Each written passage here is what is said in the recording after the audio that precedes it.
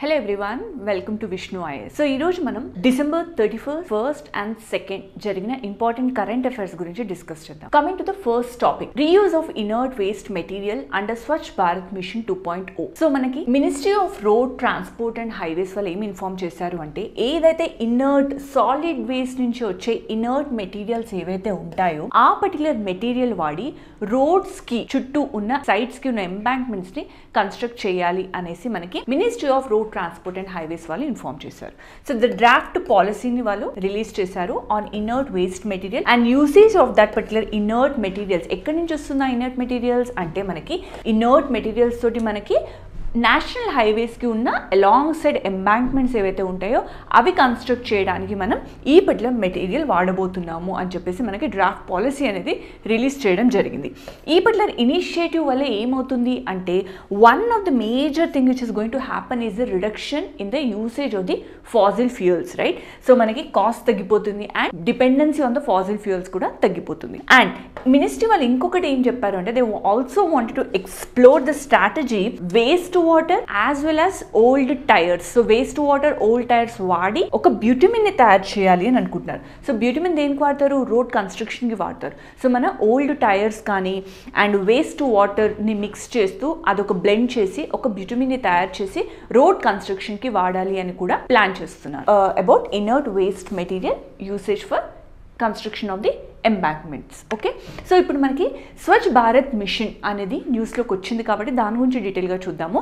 But before that ఈ particular inert material వాడి roads construct చేయడం this is not the new concept. So already మనకి different ప్లేసెస్లో ఈ పర్టికులర్ ఇనర్ట్ మెటీరియల్ వాడి ఈ యొక్క ఎంబాంక్మెంట్స్ అనేది కన్స్ట్రక్ట్ చేశారు. For example Dholera project in Ahmedabad కానీ, first stretch of the Delhi Mumbai expressway కానీ, urban extension road that connects NH44 and Delhi Gurgaon expressway on NH48 in Delhi.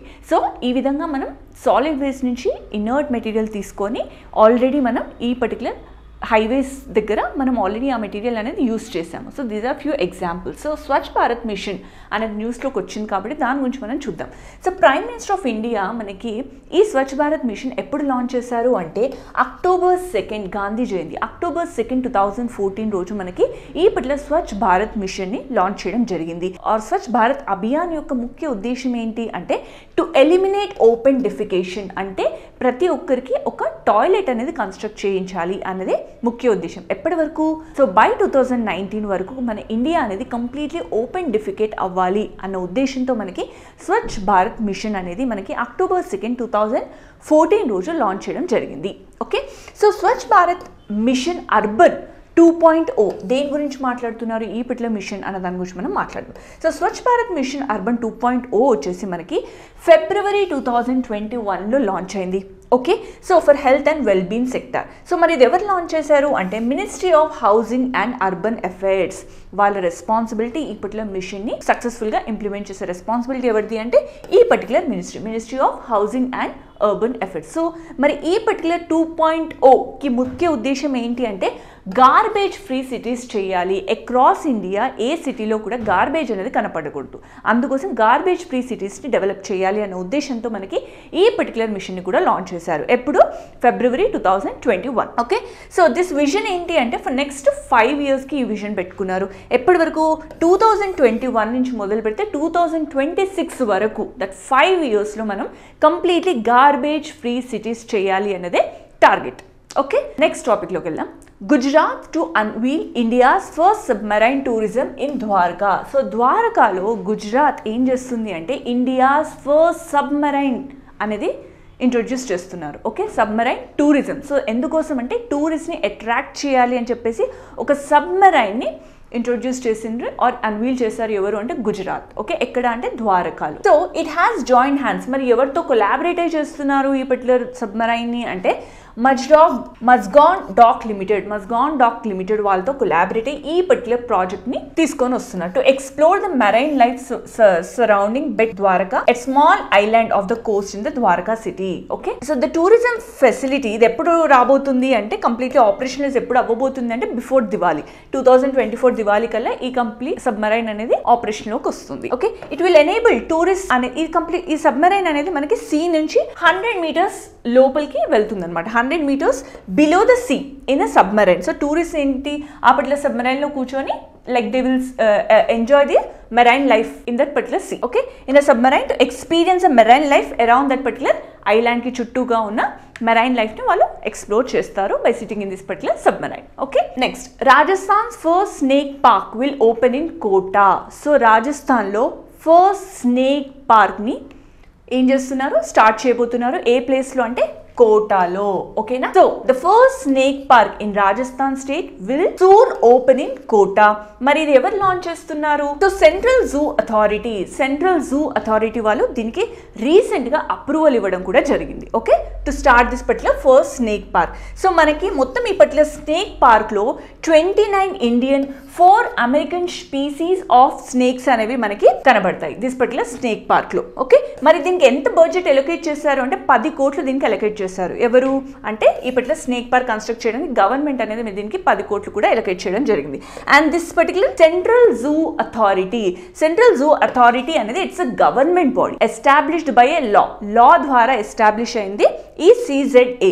మరి ఇది ఏ మినిస్ట్రీ కింద పనిచేస్తుంది? సెంట్రల్ జూ అథారిటీ అంటే ministry of environment, forest and climate change, government of India. So ministry of environment, forest and climate change ministry కింద ఈ particular CZA అనేది work అవుతుంది. CZA అంటే ఏంటి?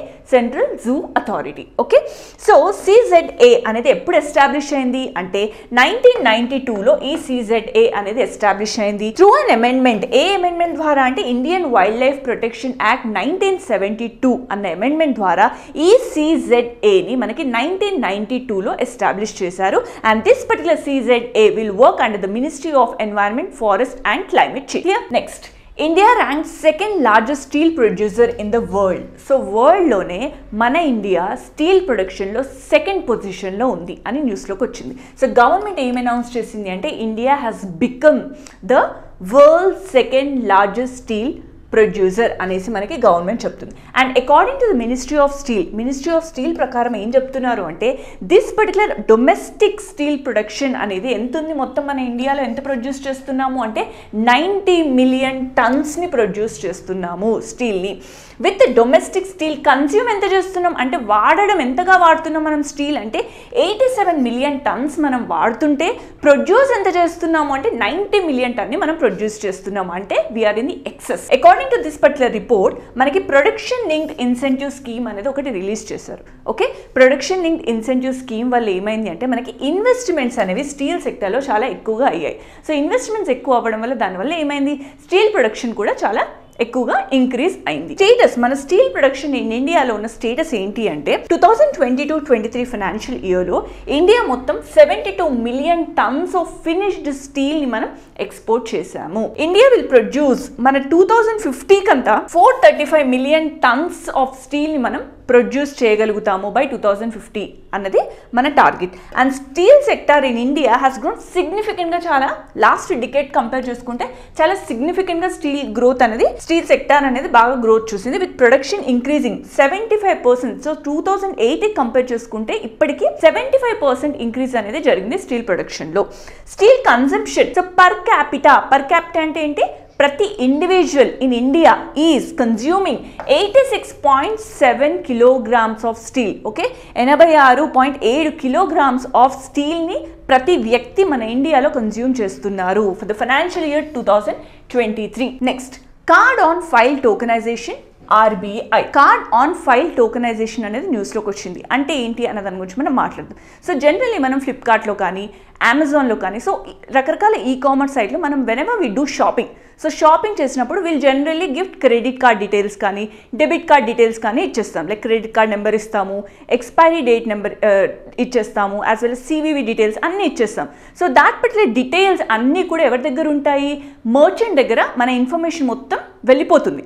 సో డెఫినెట్లీ ఇట్స్ లైక్ రేపొద్దున ప్రైవసీ బ్రీచ్ అనేది జరిగే ఛాన్సెస్ ఉంటుంది. అప్పట్లో డీటెయిల్స్ వాడి కూడా మనకి కొన్ని స్కామ్స్ కూడా జరుగుతాయి. సో అందుకోసమని RBI ఏం తీసుకొస్తుంది అంటే కార్డ్ ఆన్ ఫైల్ టోకెనైజేషన్, అంటే మన ప్రైవసీని మెయింటైన్ చేయడం కోసం దీన్ని తీసుకొని వచ్చింది. అంటే ఏంటి అన్న దాని గురించి మనం మాట్లాడదాం. So in order to make ఈ డిజిటల్ పేమెంట్స్ ఏవైతే జరుగుతున్నాయో ఆ డిజిటల్ పేమెంట్స్ని మోర్ సెక్యూర్, సేఫ్ చేయడం కోసం మనకి ఆర్బీఐ ఏం చేసింది, has enabled card on file tokenization enable చేసింది. ఏ విధంగా అంటే ఎప్పుడైతే మనకి ఈ క్రెడిట్ కార్డ్ డెబిట్ కార్డ్ వాడాల్సిన పని లేదు. From now on their will be A code, ఒక టోకెన్ ఉంటుంది. ఆ పర్టికులర్ టోకెన్ ఏంటి అంటే so replacement of actual credit and debit cards అని చెప్పాను కదా. సో ఆల్టర్నేట్ ఒక కోడ్ వస్తుంది. ఆ పర్టికులర్ కోడ్ని ఏమంటాము, టోకెన్ అని అంటాం. సో ఆ టోకెన్ ఎవరు ఇష్యూ చేస్తారు అంటే మర్చెంట్ దగ్గర మన కార్బన్ ఫైల్ అంటే ఏంటి అనేది చూద్దాం ఫస్ట్. సో కార్బన్ ఫైల్ అంటే ఏంటి, మన డీటెయిల్స్ అనేది బ్యాంక్ దగ్గర ఆర్ మర్చెంట్ దగ్గర ఉండేదాన్ని మనం ఏమంటాము, కార్బన్ ఫైల్ అని అంటాం. సో ఈ పర్టికులర్ టోకెన్ అని చెప్పాను కదా, ర్యాండమ్గా జనరేట్ అయిపోతుంది ఆ టోకెన్. సో ఆ ర్యాండమ్గా ఒక జనరేటెడ్ స్ట్రింగ్ ఆఫ్ క్యారెక్టర్స్ ఉంటాయి. సో అది ఎక్స్పైర్ అయిపోతూ ఉంటుంది ఆఫ్టర్ యూసేజ్. సో ఆ పర్టికులర్ టోకెన్ మనం వాడేసి మనం ట్రాన్సాక్షన్ అనేది చేయొచ్చు. సో ఈ టోకెన్ అనేది it's like a surrogate of actual cards. So actual cards ఇవ్వకుండా నేను జస్ట్ టోకెన్ ఇస్తాను, ఆ టోకెన్ వాడి మనం ట్రాన్సాక్షన్స్ చేస్తాం అనమాట. So making it more secure. ఆ పర్టికులర్ టోకెన్ మళ్ళీ ఎక్స్పైర్ అయిపోతుంది కాబట్టి మన డీటెయిల్స్ అనేది మర్చెంట్ దగ్గర ఉండే ఛాన్స్ ఉండదు. సో జనరేషన్, మరి ఈ పర్టికులర్ టోకెన్స్ ఎలా జనరేట్ చేసుకోవాలి అంటే మనకి త్రూ మొబైల్ బ్యాంకింగ్ కానీ ఇంటర్నెట్ బ్యాంకింగ్ దగ్గర కానీ వెళ్ళేసి మనం ఈ పర్టికులర్ టోకెన్ని జనరేట్ చేసుకోవచ్చు. The token can be generated only on, so customer consent ఉంటేనే ఈ పర్టికులర్ టోకెన్ అనేది జనరేట్ అవుతుంది. ఓకే, కస్టమర్ ఒప్పుకోవాలి ఖచ్చితంగా దానికి. And the card holder may tokenize the card at any time. So ఆ పర్టికులర్ కస్టమర్ వాళ్ళ యూసేజ్ బట్టి వాళ్ళకి ఎప్పుడైతే అవసరమో అప్పుడే ఈ పర్టికులర్ టోకెన్ అనేది మనం ఇమీడియట్లీ జనరేట్ చేసుకోవచ్చు. Okay, either on receipt of a new card వచ్చినప్పుడైనా సరే or later some point of time whenever he is required, ఆ టోకెన్ కావాలి అన్న టైంలో జనరేట్ చేసుకోవచ్చు by using mobile banking or internet banking. Clear? So this is about this initiative. Next, Government of India constitutes 16th Finance Commission with Dr. Arvind Pannagaria as its chairman. So 16th Finance Commission యొక్క chairman ఎవరు అంటే ఇప్పుడు doctor Arvind పన్నగారియా. So దాని గురించి న్యూస్లో ఉంది కాబట్టి దాని గురించి మనం చూద్దాం. సో గవర్నమెంట్ ఆఫ్ ఇండియా ఏమని చెప్పారు, with the approval of president of India. So Draupadi Murmu is a president of India. So ఆవిడ కన్సెంట్ తోటి మనకి 16th ఫినాన్స్ కమిషన్ యొక్క చైర్మన్గా ఎవరు ఉండబోతున్నారు అంటే doctor Arvind Panagariya. And he was a former vice chairman of NITI Aayog. So నీతి ఆయోగ్కి ఈయన ఆల్రెడీ వైస్ చైర్మన్గా పనిచేశారు.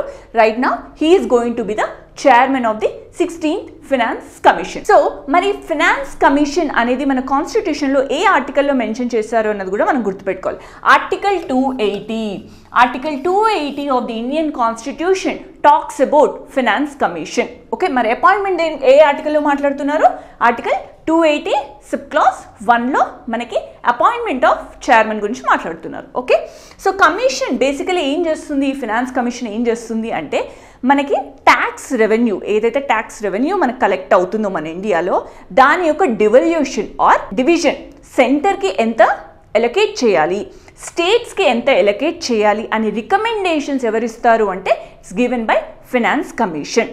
Okay, so because centre will have their own schemes, states will have their own schemes. So దానికి తగ్గట్టుగా స్టేట్స్కి ఎంత షేర్ ఇవ్వాలి, సెంటర్కి ఎంత షేర్స్ ఇవ్వాలి అనేది ఎవరు చెప్తారు అంటే finance commission. That is responsibility is taken by the finance commission. Okay, the commission will recommend చేస్తుంది దేని గురించి, ట్యాక్స్ రెవెన్యూ ఏదైతే వస్తుందో sharing formula, tax revenue sharing ఫార్ములాని రికమెండ్ చేసే responsibility finance commission between the centre and the states. So for 5 years. So ఈ finance commission ఒక్కసారి constitute అయింది అంటే ఎన్ని సంవత్సరాలు పనిచేస్తుందంటే 5 years. ఓకే, సో ఈ రికమెండేషన్స్ ఫర్ ద 5 years ఉంటుంది, beginning from April 2026. So April 2026 నుంచి ఏ విధంగా ఈ పర్టికులర్ tax formula or tax revenue sharing formula ఉండాలి అనేసి మనకి 16th ఫినాన్స్ కమిషన్ అనేది వర్క్ అవ్వబోతుంది.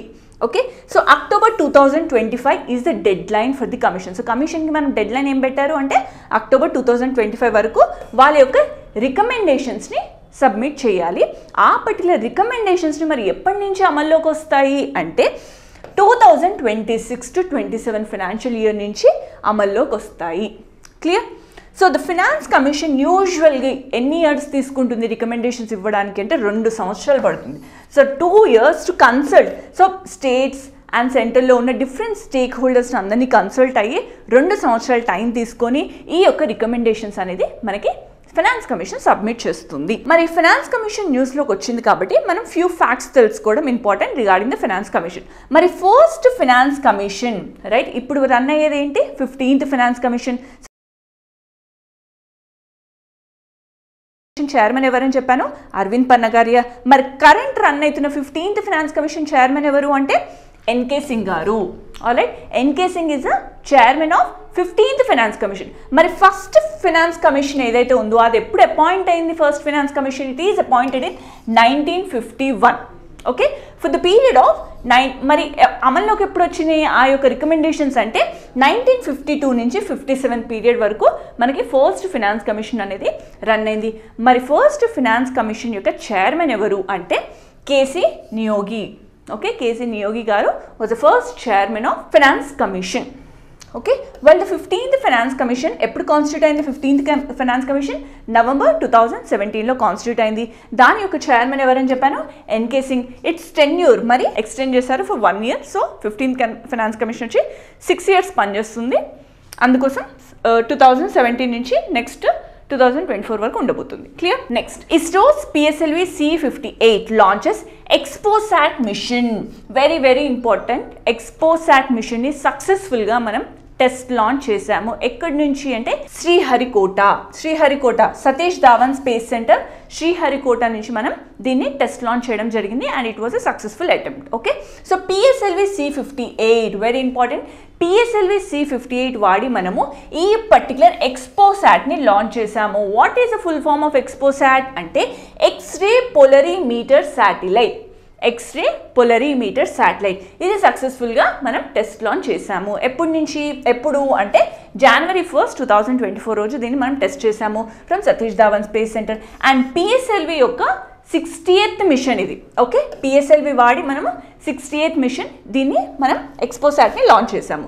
సో ఈ ఎక్స్పోసాట్ ఏం చేస్తుంది అంటే బేసికలీ మన ఎర్త్ నుంచి 650 kilometers అండ్ 6 degrees ఇంక్లినేషన్తో దాన్ని మనం ప్లేస్ చేయబోతున్నాము యూజింగ్ PSLV C58. సో మరి ఎక్స్పోసాట్ అనేది ఏంటి అంటే this is India's first scientific satellite.